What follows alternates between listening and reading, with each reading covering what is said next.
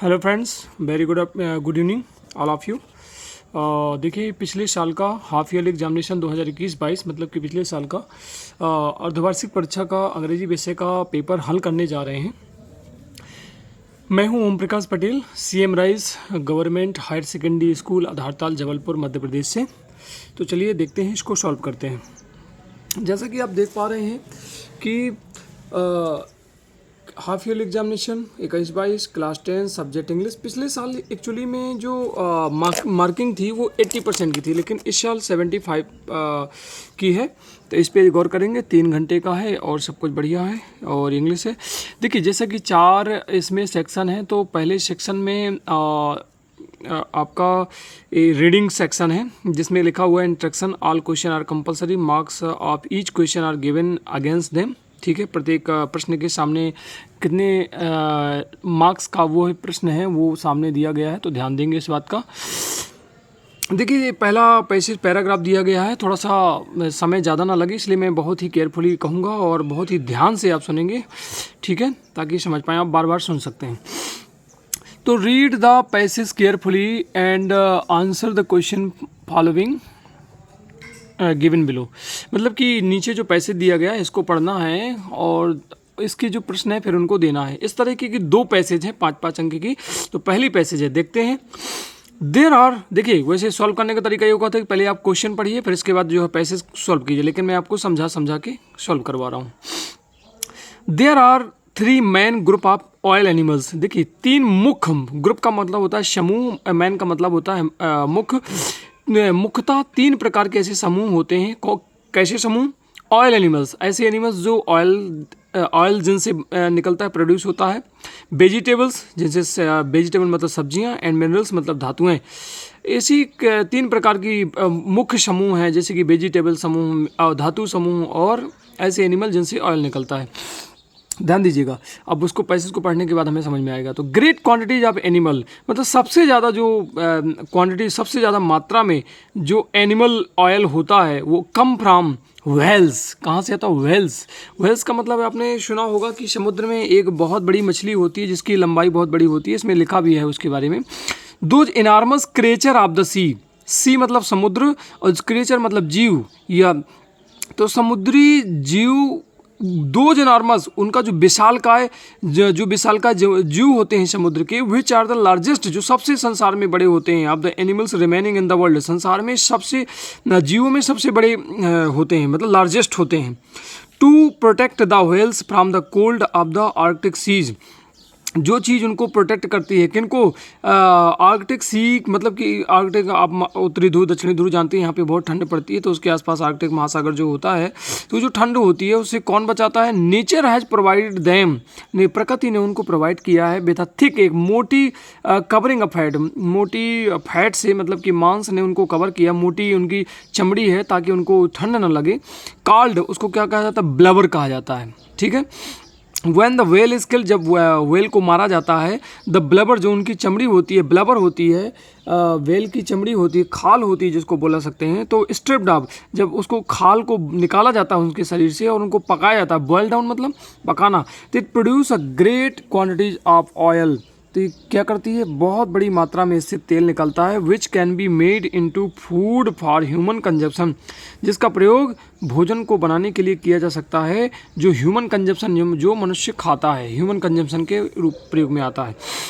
A few other creature yield oil, और भी अन्य जीव होते हैं जिनसे कि ऑयल का उत्पादन होता है, but none so much as the whale, पर इतना ज़्यादा नहीं होता जितना कि वेल से होता है। The livers of the cod and halibut, ध्यान दीजिएगा ये मछलियों के नाम है, कॉड एंड हैलीबट। तो इनके जो फेफड़े होते हैं, जो इनकी हृदय होता है, किनका?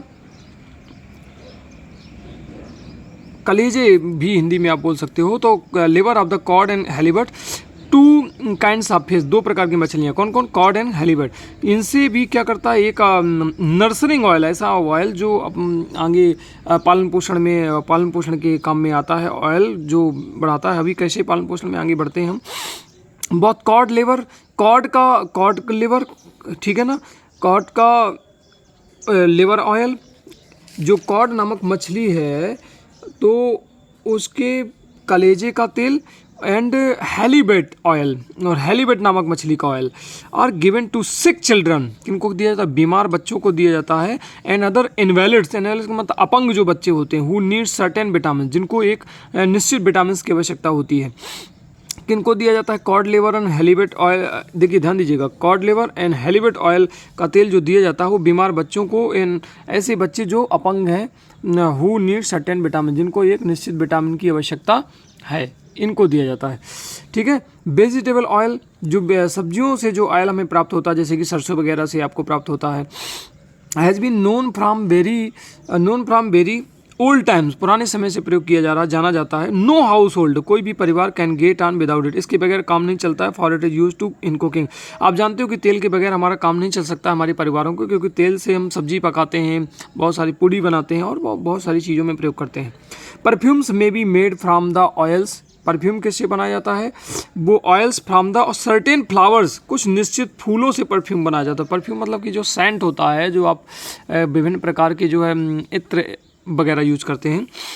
Shops are made from vegetable, और जो साबुन होती हैं वो किससे बनाई जाती हैं, वेजिटेबल से बनाई जाती हैं। एंड एनिमल प्रोडक्ट, और जो पशु प्रोडक्ट हैं, and the oil of certain flowers, तो निश्चित फ्लावर से बनाई जाती हैं। आपने समझा कि परफ्यूम जो है किससे बनाया जाता है, फूलों के, कुछ निश्चित फूलों से बनाया जाता है। सॉप जो है वेजिटेबल और एनिमल प्रोडक्ट से भी बनाई जाती है। And the oil of the certain flower, मतलब साबुन वेजिटेबल से भी बनती है, एनिमल प्रोडक्ट से भी बनती है, और कुछ निश्चित फ्लावर से भी बनती है। क्या, साबुन वगैरह। तो लास्ट में बताया गया है। देखेंगे दोस्त फिर से एक बार प्रश्नों को। तो देखिए फर्स्ट जो क्वेश्चन है आपका वो दिया है, the main source of oil is, the main source of oil is. तो देखिए आपने यहाँ पे, मैं आपको बता दूं कि आपने यहाँ पढ़ा कि मेन सोर्स जो सबसे ज़्यादा एक ग्रेट क्वांटिटीज़ में, ये ग्रेट क्वांटिटी में ऑयल कहाँ से मिलता है, कम फ्राम द वेल्स। तो आंसर देख लीजिए यहाँ पे क्या क्या विकल्प है, वेल्स है, सी वीड्स है, फिश है, प्लांट है, प्लांट का कोई मतलब नहीं, फिश का कोई मतलब नहीं, सी वीड्स का मतलब नहीं। तो आपका करेक्ट आंसर है the A, vegetable oil is mainly use for. तो देखिए यहाँ पे लिखा है वेजिटेबल ऑयल का प्रयोग क्यों किया जाता है, यहाँ पे हमने लगाया no household can get without it, for it use to cooking. तो किस में प्रयोग किया जाएगा, कुकिंग, खाना बनाने में वेजिटेबल ऑयल का प्रयोग किया जाता है, पूड़ी बनाने में, सब्जी बनाने में, लेकिन मेकिंग परफ्यूम बनाने में प्रयोग नहीं किया जाता है, लेकिन कह रहा है वेजिटेबल ऑयल खासतौर पे। तो मेकिंग सोप, मेकिंग ल्यूब्रिकेंट्स, तो इन सब में प्रयोग नहीं किया जाता है। Third question, the fill in the blanks, fish yield nourishing oil, ये देखिए यहाँ पे लिखा हुआ है। अगर आप उसका अर्थ नहीं निकाल पाते तो ऐसे निकाल सकते हो, ये लिखा है the livers of the cod and halibut who kinds of fish yield nourishing oil. किन की बात की गई है, कॉड और हेलीबट की बात की गई है। तो देखिए कॉड और हेलीबट के लिवर की बात की गई है, स्टमक की बात नहीं की गई है, आइस की बात नहीं की गई है, लिवर की बात की गई। तो liver is the correct answer, C number correct answer. Head की बात नहीं की गई। चौथा नंबर, the thick protective covering of fat on a whale is called, blubber कहा जाता है। ये लिखा है कि एक मोटी चमड़ी प्रकृति ने उनको प्रोवाइड की है व्हेल को, ताकि ठंडा लगे, तो ये ब्लबर है। Right noun from the word protect, protect का नाउन फॉर्म जो होता है वो प्रोटेक्शन होता है। तो correct answer is the D. फिर से सुन लीजिए, पहले का आंसर हो ए, दूसरे का आंसर भी आपका ए, थर्ड का आंसर सी लिवर, चौथे का आंसर बी ब्लबर, और पांचवें का आंसर है डी प्रोटेक्शन।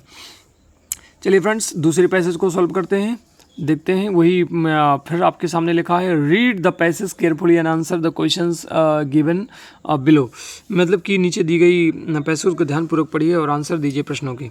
ठीक है, चलते हैं, पढ़ते हैं। एन ओल्ड सेफर्ड, सेफर्ड का मतलब होता है चरवाहा, गडरिया, जो बकरियां वगैरह भैंसे वगैरह चराता है, बकरियां खासतौर पे। Was playing on a flute on the marshland outside Rome, Rome का एक स्थान है जिसका नाम है मार्शलैंड। तो वहाँ पे एक जो गडरिया था, जो चरवाहा था, वो एक फ्लूट का मतलब होता है बांसुरी, तो बांसुरी बजाया करता था, बजा रहा था मतलब। ठीक है, तो he played so sweetly that a lovely fairy came and listen to him. तो फेरी का मतलब आप जानते हो, परी जिसको बोलते हैं। तो उसने इतनी प्लेट का मतलब बजाना, इतनी मधुरता से बजाया कि एक सुंदर सी जो परी थी वो आई और उसको सुनने लगी, और परी ने उसको सुना। किसकी, वो जो गडरिया या चरवाहा जो बांसुरी बजा रहा था। और फिर क्या होता है, विल यू मैरी मी, क्या आप मुझसे शादी करोगी, and play to me in my castle, क्या मेरी, कास्टल का मतलब पहाड़ी, हिल, क्या मेरी पहाड़ी या हिल में बजाओगी। तो कौन कह रहा है उससे, सेफर्ड से गडरिये से आपकी जो वो परी आई है, कास्टल मतलब किला या गढ़ी होता है, तो वो कह रही है कि क्या मुझसे आप शादी करोगे और मेरी गढ़ी में या किला में बजाओगे क्या बांसुरी। सी सैड, उसने कहा, सी सैड किसने कहा, उस परी ने। अब आगे बढ़िए, yes yes yes lovely lady, हाँ हाँ क्यों नहीं, मैं क्या करूँगा, बजाऊँगा। सैड किसने कहा, सैड द सेफर्ड, ऐसा गडरिये ने कहा कि हाँ हाँ क्यों नहीं, मैं ज़रूर बजाऊँगा। The fairy put a ring on his finger, जो परी थी उसने एक रिंग मतलब अंगूठी उसकी फिंगर मतलब अंगुलियों पे रख दी। एट वंस, जैसे ही उसने अंगुलियों पे रिंग को रखा मतलब कि अंगूठी को रखा, that once he became a handsome young man, बन गया, अचानक वो एक बढ़िया सुंदर जवान आदमी बन गया। और ड्रेस्ड कैसी पहन ली उसने, प्रिंसली रॉब्स, राजशाही ड्रेस। प्रिंसली रॉब्स का मतलब होता है राजशाही ड्रेस। But I must first go to Rome, पर वो क्या कह रही है, मुझे रोम जरूर जाना चाहिए। And bid farewell to my friends, और मुझे अपने दोस्तों से विदा लेनी चाहिए। ही सैड, उसने क्या कहा गडरिये ने कि लेकिन इसके पहले मुझे कहाँ जाना चाहिए, अपने दोस्तों के साथ जाना चाहिए, रोम, दोस्तों के पास जाना चाहिए, और इसके बाद उनसे विदाई लेके मैं आता हूँ आपके पास। ठीक है, अब ध्यान से सुनिएगा next paragraph. The fairy gave him a golden coach, बग्घी, कोच का मतलब होता है बग्घी, तो परी ने उसको बढ़िया सोने से गोल्डन कलर की बग्घी दी। वे 12 वाइट हॉर्सेज, 12 घोड़े थे, कैसे, वाइट सफ़ेद कलर के 12 घोड़े थे उस बग्घी में। As he rode in state to Rome, जैसे उसने सवारी करके रोम को गया तो he met the young queen of Italy. अब इटली जब पहुंचता है तो वहाँ पे एक जवान रानी से मिलता है। Who invited him to her palace, उसने उसको अपने राजमहल में क्या किया, इनवाइट किया। किसने, रानी ने, किसको, उस चरवाहे को। द शेफर्ड सा दैट कि he had one the queen heart, उसने देखा, उस चरवाहे ने देखा कि ही हैड, उसने रानी का दिल जीत लिया है। किसने, चरवाहे ने, किसका, रानी का। किसने देखा, उस चरवाहे ने समझा ऐसा। He resolve to marry her and became the king of Italy, उसने सोचा यार क्या बात है, अगर उसका दिल जीत लिया है तो उससे कहें कि चलो मैं उससे शादी कर लूँ, और जब मैं रानी का राजा बन जाऊँगा तो इटली का राजा बन जाऊँगा। एंड लेट द फेरी गो, और फेरी को जाने दो। फेरी से क्या मतलब है, मतलब परी से क्या लेना देना है, जबकि परी ने अंगूठी पहनाई थी तभी हैंडसम बना था, ध्यान दीजिएगा। अब यहाँ पे उसकी बुद्धि भ्रष्ट हो गई, अब वो रानी से शादी करने की सोच रहा है। So when he and the queen were alone together, अब इसलिए जब वह और रानी अकेले थे एक साथ, तो ही नेल्ट डाउन, वह झुका, नेल डाउन मतलब घुटनों के बल झुक गया। एंड टुक हर हैंड, उसका हाथ लिया, और यह कहते हुए क्या कहा रानी से, मैरी मी, मुझसे शादी करोगी या मुझसे शादी कर लो, डियरेस्ट मेरी प्यारी, I will help you to govern Italy, मैं इटली का शासन या सरकार चलाने में आपकी मदद करूंगा। किसने कहा, उस चरवाहे ने। किससे कहा, उस रानी से। But as soon as he spoke, जैसे उसने spoke down to the took her hand to turn into an old rugged shepherd, जैसे उसने ऐसा रानी से कहा ये समझे कि मुझसे शादी करोगी, मैं आपका इटली का शासन कराने में मदद करूंगा, वैसे वो गडरिया एकदम कुरूप बन गया, बूढ़ा बन गया, और रग्ड मतलब कुरूप टाइप का बन गया। What is horrible beggar doing here, यहाँ पे क्या हो रहा है, क्राइड द क्वीन, रानी ने चिल्लाया कि व्हाट इज हॉरिबल बेगर, ये जो भिखारी है यहाँ पे क्या कर रहा है। विप हिम, इसको बाहर निकालो, आउट ऑफ द पैलेस, उस रानी ने उसको कहाँ निकाल दिया, बाहर निकाल दिया। किसको निकाल दिया, गडरिये को। तो गडरिये की यहाँ पे किस्मत एक बार फिर से क्या हो गई, बदल गई। अब प्रश्न देख लेते हैं। पहला प्रश्न, the fairy wanted to marry the shepherd because, जो परी थी वो गडरिये से शादी करना चाहती थी क्योंकि ही सेव्ड हर लाइफ, लाइफ की ऐसी बात ही नहीं आई कि उसने जीवन बचाया। ही वाज वेरी हैंडसम, क्योंकि सुंदर बाद में बना जब उसने क्या दी, फिंगर में अंगूठी रखी। द शेफर्ड लव्ड हर, प्यार वार की बात ही नहीं होती है। तो पहला सेंटेंस से लिखा, he played so sweetly that a lovely fairy came and listen to, इतनी अच्छी बांसुरी बजाई कि एक परी आ गई और उसने कहा कि मुझसे शादी करोगी, चलो मेरे पहाड़ी में बजाना या हिल में बजाना, और मैं आपसे शादी करना चाहती हूँ, ऐसा करके। तो ये है answer, correct answer B. He could play sweetly on his flute, ये लिखा है ही, उसने इतना अच्छी बांसुरी बजाई कि वो मंत्र मुग्ध हो गई, मोहित हो गई उस गडरिये पे। कौन, उस परी। Correct answer is the B. दूसरा प्रश्न है, when the fairy put a ring on his finger the shepherd, जैसे ही उस परी ने उसको अंगूठी पहनाई तो वैसे गडरिया एकदम change into a handsome youth, एक जवान युवा बन गया। तो correct answer is the D. Disappointed, disappear मतलब गायब हो गया, तो गलत है। मैरी हर, शादी कर ली, ये भी गलत है। टर्न इनटू अ स्टेचू, ये भी गलत है। तो करेक्ट आंसर इज द, क्योंकि वो एकदम जवान युवा बन गया। एकदम लिखा हुआ, ये लिखा young man dressed in a princely, है ना, ये लिखा at once he became a handsome young man, ये है। Fairy put in a ring on his finger, he at once became a handsome young man dress in princely robes. समझ गए, second का answer भी डी, पहले का answer B. चलिए इसके बाद हम पेज पलटा लेते हैं, अगले पेज पे चलते हैं। थर्ड का प्रश्न, द शेफर्ड वेंट रोम इन, जब शेफर्ड, अब जब वो जवान सुंदर बन गया तो शेफर्ड ने कहा कि मैं अपने दोस्तों से विदा लेने जा रहा हूँ, ये सब बातें बताने लगा। तो उसने कहा ठीक है, उसने एक बग्घी दी, कोच दी, प्लेनम कार्ड बोर्ड कुछ नहीं दी, क्या दी, coach the.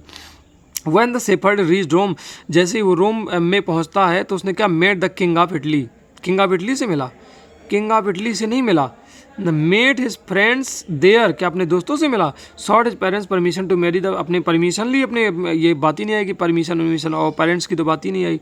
C number, plan to marry the queen of Italy, हाँ तो ये डी नंबर गलत हो जाएगा और सही आंसर क्या हो जाएगा, सी नंबर। क्यों, जैसे ही उसने रानी देखा कि रानी का मैंने दिल जीत लिया है बांसुरी बजा के, तो उसने सोचा यार क्या बात है, रानी से शादी कर ली जाए तो मैं इसका राजा बन जाऊंगा और इसका शहर का शासक बन जाऊंगा, ठीक है ना, यही वाला प्लान किया।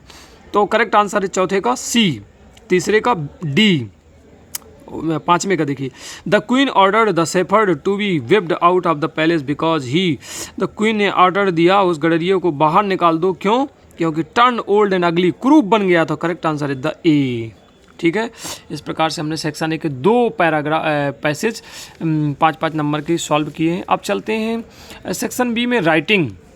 अभी मैं आपके सामने रजिस्टर में दिखाऊंगा सॉल्व कैसे करना है कैसे नहीं करना। मैंने सॉल्व करने का एक तरीका आपको आपके सामने पेश किया है। तो लिखा है read the passage carefully and make notes on it and also give a suitable title. तो इसमें एक पैसेज दिया है, इस पर पहले आपको एक नोट मेक्स बनाना है, मतलब कि नोट्स बनाना है, फिर इसका टाइटल भी देना है।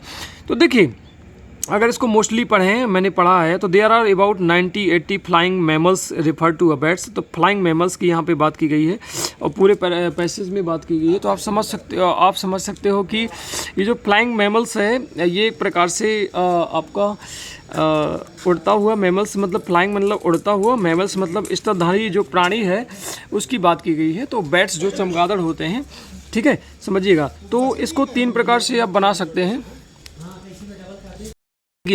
तो मेक नोट्स बनाने के लिए फ्लाइंग मैमल्स मतलब उड़ते हुए स्तनधारी प्राणी bats, they are only real flying mammals on earth.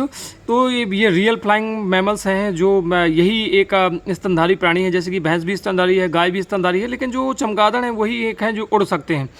तो most bats feed on diet of insect, जीवाणुओं को खाते हैं। Some feeds on flowers, fruits को भी खाते हैं। The most interesting are the vampire, vampire का मतलब एक खतरनाक, इसको वैम्पायर मीन्स होता है पिशाच जिसको बोलते हैं। बैट्स ऑफ द अमेरिका में पाए जाते हैं। विच suck the blood of large birds, छोटी जो बड़ी चिड़ियाँ होती हैं उनका ब्लड चूस लेते हैं। अदर मैमल्स और अदर मैमल्स को भी खा लेते हैं ये, ठीक है। कौन, ये जो वैम्पायर नाम के बीट्स होते हैं, ध्यान दीजिएगा।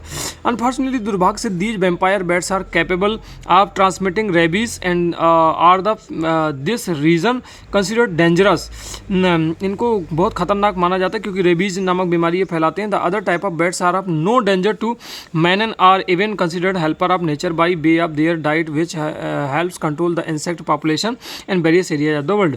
मतलब जो दूसरे प्रकार के जो बैट्स होते हैं, मैमल्स चमगादड़ होते हैं, वो क्या करते हैं कि नेचर को अच्छा करते हैं, क्योंकि जो अदर टाइप के उनका जो डाइट होती है वो कीड़ा मकोड़ों को, जीव जंतु को खाते हैं, तो इससे कोई मनुष्य को खास तौर पे नुकसान नहीं होता है। पर जो वैम्पायर बैट्स हैं ये क्या करते हैं कि संक्रमण नामक बीमारियों को फैलाते हैं, ठीक है, रेबीज फैलाते हैं। यद्यपि although the misunderstood bat has represented fear and terror in the west, जो यद्यपि जो मिसअंडरस्टूड, जो समझदार जो चमगादड़ हैं वो क्या करते हैं, डरते भी हैं, terror in the west and it's seen as the sign of good luck and long life in the east. कहीं कहीं इनको मतलब कि एक भाग के रूप में भी जाना जाता है कि एक इनको देखा जाता है साइन ऑफ गुड लक, मतलब गुड लक मतलब एक भाग के रूप में देखा जाता है। Long life in the east, east में ऐसा देखा जाता है, हो सकता है कि कहीं अन्य जगह इनको अभिशाप के रूप में देखा जाता हो। तो इसके बारे में आपको, चलिए मैं थोड़ा सा एक डेमो दिखा देता हूँ कि अभी तक जो हमने पढ़ा तो उसको सॉल्व करने का तरीका, और थोड़ा सा जैसे कि, और नोट्स मेकिंग आप कई प्रकार से बना सकते हो। एक तो यह कि कुछ नहीं आता जाता आपको तो आप सिंपल तरीके से सॉल्व कर सकते हो। आप 2, 3, 4, 5 पैराग्राफ लिख सकते हो। टाइटल तो ढूंढ के लिखना होगा, तो इसका मैमल्स टाइटल है, देखिए चलिए। हाँ, ये मैंने आपके सामने सॉल्व किया है। आप देख सकते हैं ये हाफ ईयरली एग्जामिनेशन 21-22 का सॉल्व है। तो रीडिंग आंसर कैसे आप लिख सकते हो, पहले का आंसर ए, फिर ये इस तरीके से। ये इस तरीका लिखने का अच्छा इसलिए माना जाता है क्योंकि विद्यार्थी अब इस तरीके से लिखेंगे, ज़्यादा अशुद्धियाँ नहीं करेंगे। जितना कम लिखोगे आप उतनी ज़्यादा अशुद्धियाँ कम करोगे। तो बेनिफिट किसको होगा, विद्यार्थियों को होगा। जितना ज़्यादा आप लिखोगे उसका आपको पैसा तो मिलना नहीं है, आपको उसका नंबर तो मिलना नहीं है, अंक तो मिलना नहीं है। तो फालतू मेहनत क्यों कम करें, मतलब वैसी मेहनत करें जिससे हमें बेनिफिट होना हो, है ना। जब इस मेहनत से हमको कुछ मिलना जुलना नहीं है तो ऐसी मेहनत क्यों करें, कम लिखें और ज़्यादा नंबर पाएं। देखिए ए बी सी ऐसा कुछ भी करके लिख देंगे तो उससे आपको क्या बेनिफिट होगा, ना आपको नंबर भी मिलेंगे। अगर आप चाहें तो इतना भी लिख सकते हो, पर इतना लिख दो और अच्छा है। अब देखिए कि अब दूसरे प्रश्न के जो आंसर हैं ये इस प्रकार से हैं, है ना। हाँ, हालांकि ये वाला गलत है, इसका आंसर सी ही है, ध्यान दीजिएगा। वो राजा से मिला था, हमने इसको सुधार दिया है। और फिर इसके बाद आंसर नंबर 3 का हमने देखिए नोट्स मेकिंग कई प्रकार से बनाई जाती है, मतलब लगभग 3-4 प्रकार से। तो सेक्शन बी का आंसर आप क्वेश्चन 3 नोट्स हमने बनाया, ये फ्लाइंग मैमल्स, हेडिंग, सब हेडिंग, सब हेडिंग, हेडिंग, सब हेडिंग, फिर सब हेडिंग, ये पहली हेडिंग, दूसरी हेडिंग, तीसरी हेडिंग। इसके बाद हमने ये जो आपको टाइटल्स दिया है वो है फ्लाइंग मैमल्स, ये है टाइटल भी ऐसे लिखना है TITLE, है ना। बहुत जल्द हमने आज प्रयास किया है ताकि आप तक ये बात पहुंच जाए। चलिए इसके बाद हम थोड़ा सा प्रश्न नंबर 4 पे बात करेंगे। प्रश्न क्रमांक 4 में एप्लीकेशन है। देखिए एप्लीकेशन वही आपका फीस कंसेशन के बारे में है, तो हमने उसको भी बड़े शॉर्ट में किया है कि मान लीजिए आपको दिक्कत हो रही है, हम कमज़ोर विद्यार्थियों की ज़्यादा सहायता करते हैं क्योंकि जिनको आता है वो तो लिख ही लेंगे। तो लिखा है UR शिवम खुराना, तो देखिए शिवम खुराना में मैंने अंडरलाइन किया, ये आपका नाम है। फिर ये स्कूल का नाम है government higher secondary school Ashoknagar. फिर यहाँ से आप सब्जेक्ट बना सकते हो N से N application to your principal, छोड़ दो for fees concession as your father has lost a job during corona. देखिए मैंने कुछ भी नहीं किया है, आप इतने में एप्लीकेशन लिख सकते हो जितना आपको कहा जाए, और नो डाउट इसमें खूब नंबर मिलेंगे, वो होशियार विद्यार्थी के बराबर ही नंबर मिलेंगे, आप परेशान मत होइए, ये मेरी गारंटी है। क्योंकि आपने मैटर तो पूरा लिखा है ये एप्लीकेशन। फिर देखिए to the principal government higher secondary school, अपने स्कूल का नाम नहीं डालना है इसमें, जो स्कूल प्रश्न में दिया वही। देखिए हमने ज्यों कहते उतार दिया अशोकनगर MP, जाहिर सी बात है कि अशोकनगर MP में ही है, थोड़ी बहुत जानकारी तो हमको होना चाहिए। देखिए मैंने सब्जेक्ट कहाँ से लिखा, मैंने कोई याद करके नहीं लिखा, उसी को उतार दिया जो मैंने आपको बताया, an application for fee concession लो, और रेस्पेक्टेड सर मैडम लिख दिया, I am student of your school. अब मैंने क्या कर दिया, सिंस माई फादर हैज, देखिए मैंने वहीं से ले लिया है, देखिएगा आप मिलाइएगा घर में बैठ के, my father has lost his job during corona pandemic, कुछ नहीं आगे जोड़ा। फिर लिख दिया है please give me fee concession, बस हो गया, thank you so much, yours obediently name Shivam Khurana, जो भी वहाँ पे लिखा था, डेट 15/11/2022। इस तरीके से आंसर नंबर 15 में आपको ए से लिखना है, तो ऐसे आप वंडर ऑफ साइंस या यानी ग्रेट मैन क्या क्या दिया गया है उसको आप देख लेते, तो ये तो आप लिख ही लोगे, है ना। सारे बच्चों को ऐसे याद ही है, जैसे कि हमको अब आपके सामने बताते हैं, राइट एनी ऐसे one of any topic about 150 terrorism के बारे में दिया है, और द पॉल्यूशन प्रॉब्लम के बारे में दिया है, योर आइडियल पर्सन के बारे में दिया है, साइंस एंड टेक्नोलॉजी के बारे में दिया। फिर अगर ये नहीं करना चाहो तो right a paragraph any one of the following topic, paragraph भी लिख सकते हो, importance of English, water conservation, yoga and health, importance of game, ठीक है। अब ये क्वेश्चन नंबर 6 जो होता है वो 3 नंबर का, ये स्टोरी वगैरह दी गई है, कौवे की कहानी आपको पता होगी, तो मैं इसको मैंने लिखा है, इसको मैं समझा देता हूँ, ठीक है। कौवा क्या करता है, पहले चित्र में मैंने चित्र बाई चित्र लिखा है और उसको इंगित भी करने का प्रयास किया है। पैसेज लिखना ध्यान दीजिएगा, लाइनिंग में नहीं लिखना है। आंसर नंबर 6 में मैंने कहा कि लाइनिंग में नहीं लिखना है, पैराग्राफ के रूप में लिखना है।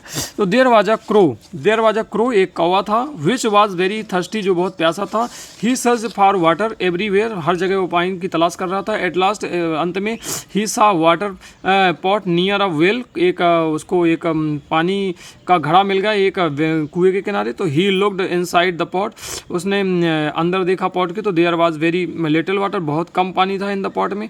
The crow saw some stones near by, अब देखिए जब नीचे पानी कम पानी है मतलब नीचे पानी होगा, अब कम पानी ऊपर तो आ नहीं जाएगा, तो कौवे को ऊपर पानी चाहिए पीने के लिए, तो उसने क्या किया, उसमें there was very little water in the pot, the crow saw some stones, पास में उसने कुछ पत्थर देखे, तो he thought of a plan, उसने एक प्लान सोचा कि he picked up some stone, उसने कुछ पत्थर उठाए, किसने, कौवे ने, and he put them on one by one into the pot, वो एक एक करके घड़े में डालने लगा। क्या डालने लगा, उन जो है किसको, पत्थरों को डालने लगा, छोटे छोटे कंकरों को डालने लगा, तो क्या होता कि the water level in the pot कम, जब पत्थर डालेंगे तो वाटर लेवल एब्शल ऊपर आ जाएगा। The crew drank the water, और उस कौवे ने पानी को पिया, एंड फ्लू अवे हैप्पीली, और खुशीपूर्वक क्या हो गया, उड़ गया। ये हमने पैसेज बनाया। अगर आप चाहो थोड़ी बहुत ये कहानियाँ 2-3 ज़्यादा नहीं, गिनी चुनी क्वेश्चन नंबर 6 में वही चीज़ें आती हैं, तो 2-4-6 चीज़ें हैं, उनको याद कर लो। अभी हम बहुत इंपॉर्टेंट चीज़ें बताएंगे, तो आप जो है वही कंप्लीट कर लो थोड़ा बहुत, बस हो गया। सेक्शन सी में आप देख लो, सेक्शन सी में ग्रामर है। तो सेक्शन सी में grammar, fill in the blanks, choosing correct alternative given in the brackets, any 5 करना है, हालांकि इसमें 6 दी गई। Work hard you will fail, तो बट आएगा नहीं, क्योंकि तुम कठिन परिश्रम करो लेकिन तुम फेल हो जाओगे, बट गलत है। एंड भी नहीं आएगा, तुम कठिन परिश्रम करो और तुम फेल हो जाओगे। तो अथवा, और का मतलब होता है अथवा, कठिन परिश्रम करो अन्यथा, कंडीशन लग गई, कठिन परिश्रम करो अन्यथा तुम क्या हो जाओगे, फेल हो जाओगे। तो और है, the Ganga is a secret river, पवित्र नदी है, तो आएगा। प्लीज स्प्रेड, अब देखिए आ फ्यू ये थोड़ी काउंटिंग के लिए होता है, जो लिटिल होता है वो, तो बटर जो होती है उसको अपन गिन नहीं सकते हैं, तो आ लिटिल सीधी सी बात लगा देंगे। He has given up given up का मतलब होता है छोड़ना किसी भी चीज़ को, तो वह उसने स्मोकिंग छोड़ दी है। बी शुड, देखिए यूज ऑट नहीं आएंगे कि यूज के बाद टू आता है, ऑट के बाद टू आता है, ये सीधी सी पहचान है। हालांकि मॉडल्स आपने पढ़े होंगे तो उसका अलग नियम है, पर इसकी पहचान मैं आपको बता रहा हूँ साधारण तरीके से। तो शुड का प्रयोग कर सकते हैं। पहले आप वो करो कि एलिमिनेशन मेथड, मतलब सबसे पहले ये देखो कि आएगा कौन नहीं, और फिर जो बचा वही आ जाएगा। ही ऑलवेज, देखिए एक्चुअली में आईएनजी आएगा नहीं क्योंकि कंटिन्यूअस टेंस होता है। हेल्प आएगा नहीं क्योंकि सिंगुलर नंबर ही आ रहा है, तो हेल्प्स आ जाएगा, ठीक है। डायरेक्टिव हमने बनाए हैं, देख लीजिएगा। और ग्रामर में तो देखिए समझाना बड़ा मुश्किल होता है, जब ग्रामर समझाएंगे तब, लेकिन आंसर क्या होते हैं ये हम आपके सामने दे रहे हैं। सेक्शन सी में आंसर आप क्वेश्चन 7 के आर है, फिर आ है, फिर लिटिल है, अप है, शुड है, हेल्प्स है, और आंसर नंबर मैंने शायद सारे कर दिए हैं, हालांकि इसमें करना 5 ही है। 1.5 लिखा है आपके सामने, तो डिड सी कर द, ये देख लीजिएगा ज़रा, है ना। अभी हम जब ग्रामर पढ़ाएंगे तो आपको समझा देंगे। आंसर देख लीजिए। चलिए, अब आंसर नंबर 9 आपकी किताब से है, तो इसमें तो मेरे को लगता है कि हमको कोई दिक्कत होनी नहीं चाहिए। The lesson his first flight is about, seagull के बारे में है, बिल्कुल सही आंसर है, B number. Who is the poet of the poem, Amanda की पोएम जो रॉबिन क्लेन है ना, जानते होंगे आप। According to Nelson Mandela, what is the greatest wealth of nation, तो पीपल है। In the black aeroplane was the name of aeroplane that the pilot was flying, Dakota नाम था उसका, आपने लेसन सुना होगा। व्हाट इज अनी फ्रैंक का name, her diary का नाम किटी रखा था। According to the poet of animals which of the qualities of have human given, तो ऑल ऑफ दीज है, काइंडनेस है, ट्रूथफुलनेस है, इनोनेंस है। मैं आपको बताना चाहूँगा इस साल आपका क्वेश्चन नंबर 9 में केवल 4 विकल्प आएंगे, 2 विकल्प एक्स्ट्रा हैं, क्योंकि इस साल 75 है, तो 75 में जो 5 नंबर उन्होंने लेस किए, कम किए, तो वो कहाँ किए हैं, 2 नंबर यहाँ किए हैं, 3 नंबर और मैं आपको बताता हूँ। 10 नंबर क्वेश्चन, ये आपका फर्स्ट फ्लाइट से दिया गया है ये passage. What is the boy now who has lost his ball, तो दिए द बॉल पोयम है, उससे ये दिया गया है। 3 नंबर का प्रश्न एक पोयम से आना है, जो एक्सट्रैक्ट पोयम होगी उससे ले लिया जाएगा।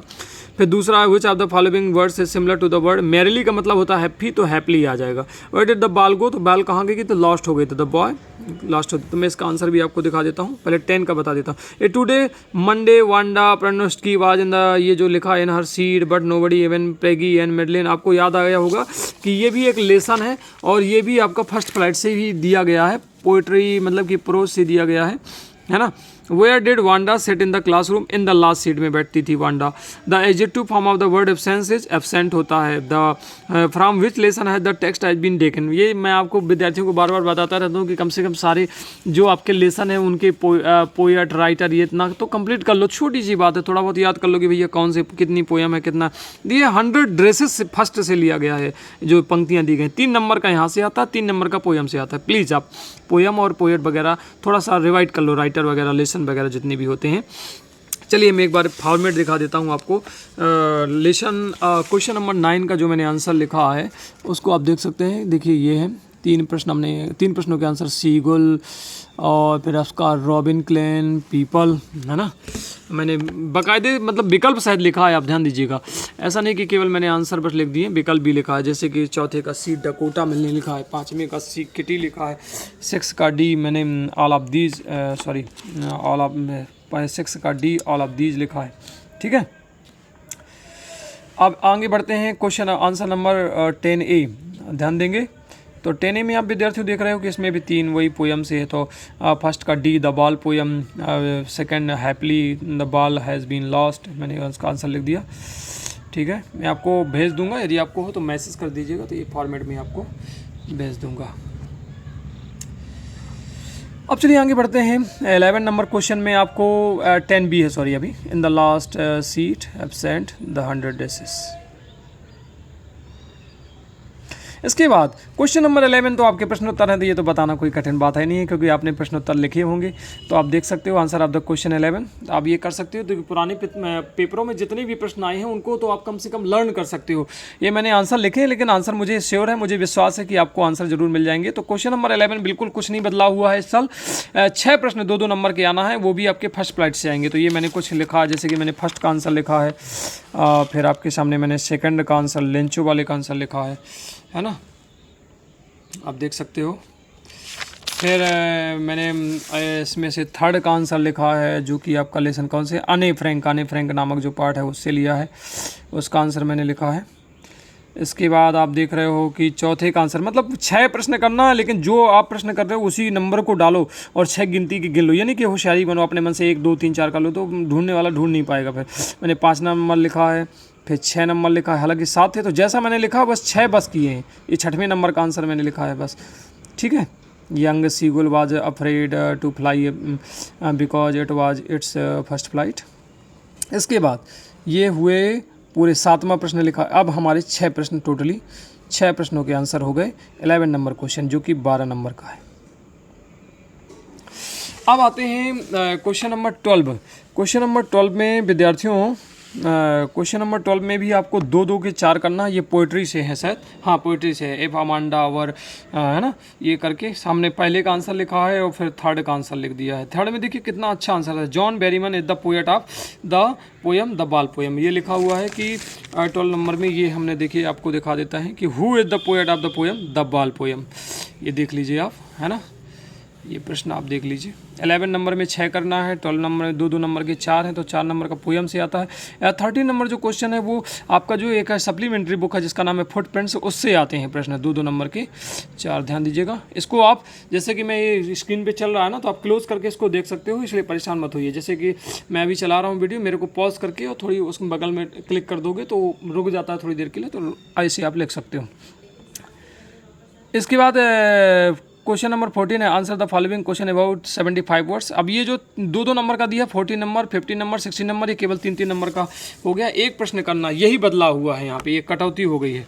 आंसर नंबर 13, ठीक है, जोड़ लीजिएगा 75। यहाँ पे जो 39 का होता था वो कम कुछ हो गया है, देखिए 2 नंबर वहाँ पे क्वेश्चन नंबर 9 में कम हो गए, और 2 नंबर के अलावा आप कितने बचे, 3 नंबर कम होना था। तो 3 नंबर कैसे किए, 11 का उनने कोई बदलाव नहीं किया, और 12 में क्या किया, 12 में भी कोई बदलाव नहीं किया।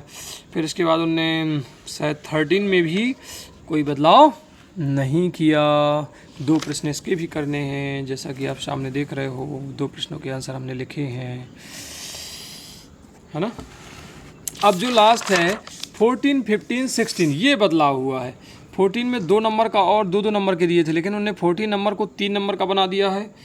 फिर 15 नंबर को, जैसा कि अभी मैंने आंसर लिखा नहीं, 15 नंबर को भी 3 नंबर का कर दिया है, 16 नंबर को भी 3 नंबर का कर दिया है। इस तरीके से टोटल 75 नंबर का है। तो ठीक है दोस्तों, यहाँ पे मैं वीडियो क्लोज करता हूँ, वैसे भी बहुत बड़ा बन गया होगा। फिलहाल अब इसको सॉल्व कर लीजिएगा, जैसा मैंने सॉल्व एक रिव्यू आपको दिखाया है वैसा आप सॉल्व कर लीजिएगा, पढ़िएगा, जितनी भी पुराने पेपर्स के प्रश्न हैं वो याद कर लीजिएगा। मैं आपको अभी शॉर्ट में बना के इसका डाल दूंगा, मतलब कि पेपर भी डाल दूंगा, तो इसको अच्छे से सॉल्व कर लीजिएगा, हाल सॉल्व कर लीजिएगा। पेपर अपने पास फोटो कॉपी करा के भी रख सकते हो, ठीक है।